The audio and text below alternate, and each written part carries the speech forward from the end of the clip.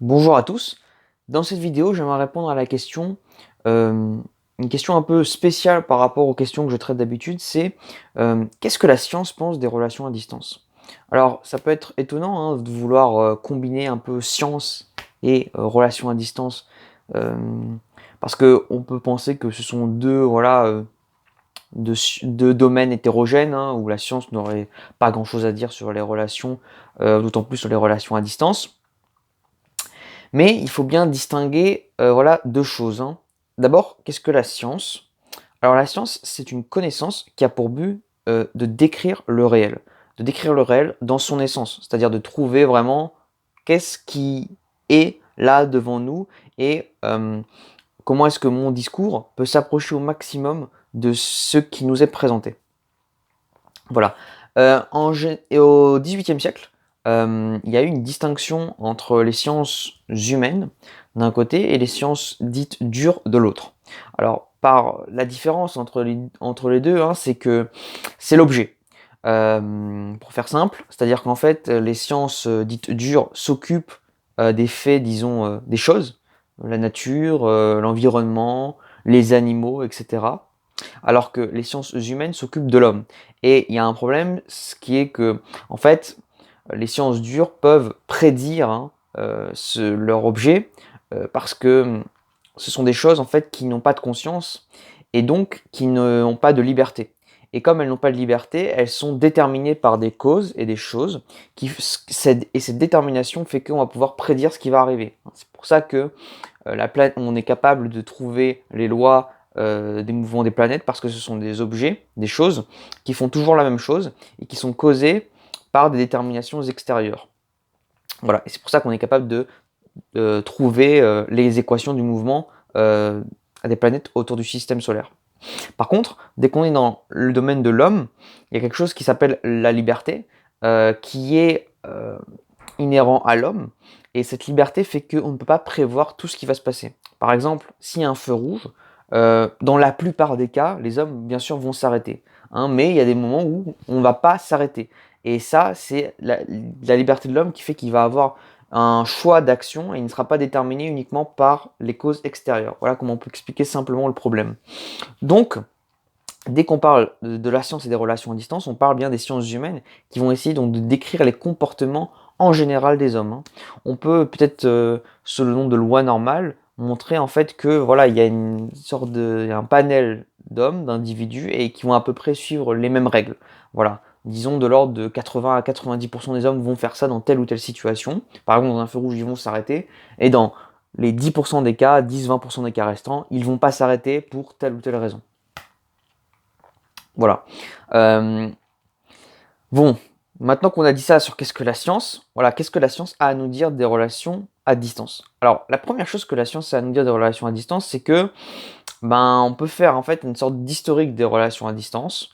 Euh, si on fait une petite histoire des relations à distance, voilà, et on voit qu'on est dans un moment de l'humanité aujourd'hui où les moyens de communication n'ont jamais été aussi grands, aussi immenses. On n'a jamais pu être en communication avec autant de monde à autant de moments, à autant d'intervalles, avec autant de médias différents. Internet, les téléphones, les réseaux sociaux, bref, Internet a révolutionné la communication et nos manières de communiquer. Hein, on peut désormais parler à distance avec des gens qui sont à l'autre bout du monde. Alors qu'avant, c'était beaucoup plus compliqué, hein. Si vous voulez faire des voyages, par exemple Allemagne-France, bah, ça prenait plusieurs jours hein, avant d'arriver. Et on était en calèche où ça tanguait beaucoup et c'était très très difficile de voyager. On avait des mal de dos impressionnants. Mais voilà. Et on pourrait se dire au fond que, bah voilà, du fait qu'aujourd'hui et avant, il y avait des moyens de communication qui n'étaient pas les mêmes, hein, parce qu'avant, le seul moyen de communication, c'était les lettres, et qu'aujourd'hui, on a tout un tas de moyens de communication, on peut même discuter avec la personne en face à face, en direct, en live, eh bien, ça pourrait faciliter les relations à distance. Bon, là, justement, c'est là qu'intervient un point de poignard, puisque en fait, on se rend compte que bah oui et non. C'est-à-dire qu'en fait, ça facilite les relations à distance, mais ça ne prédit rien sur leur pérennité, sur leur durabilité, hein.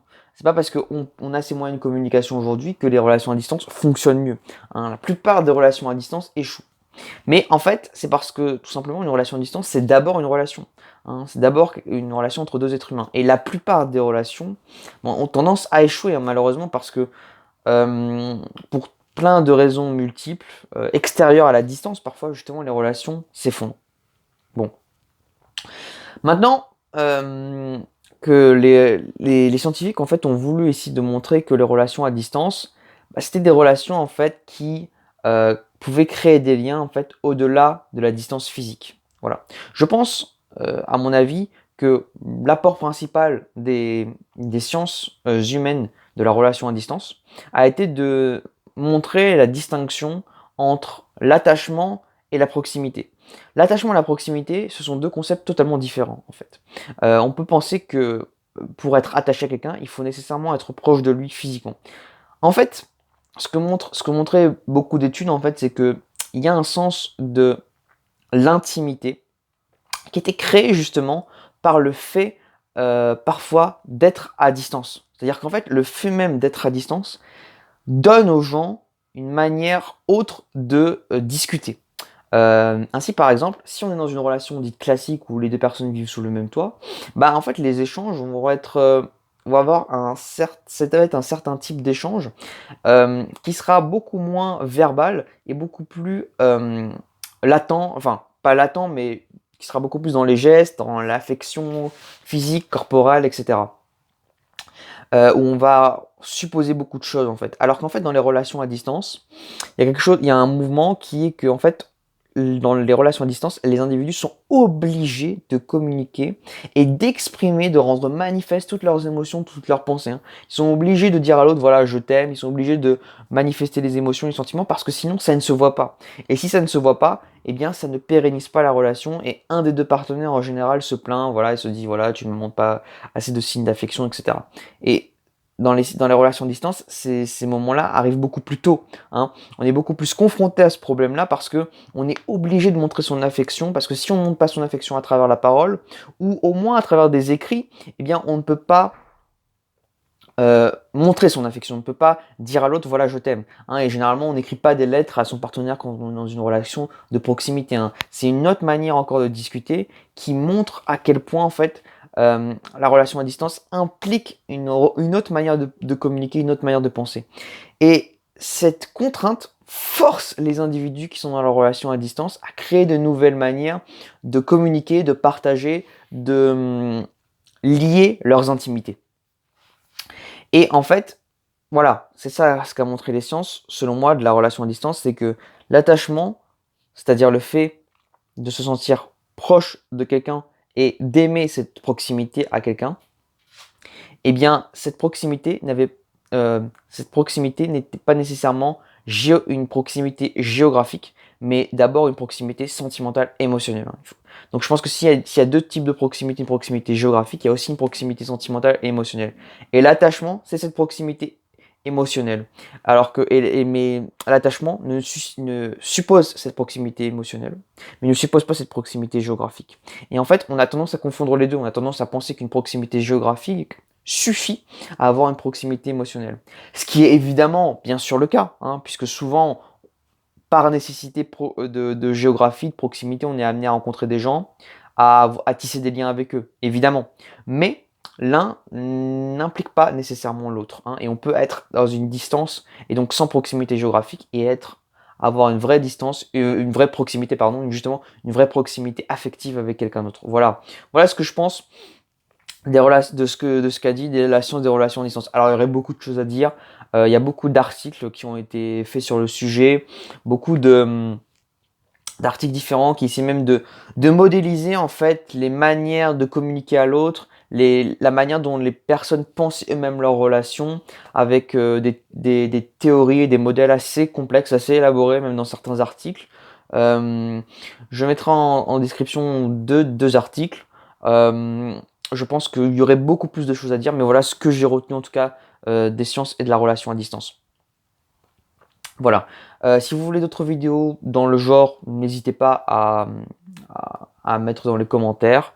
Voilà, je les lis tous, j'essaie de répondre à un maximum de commentaires.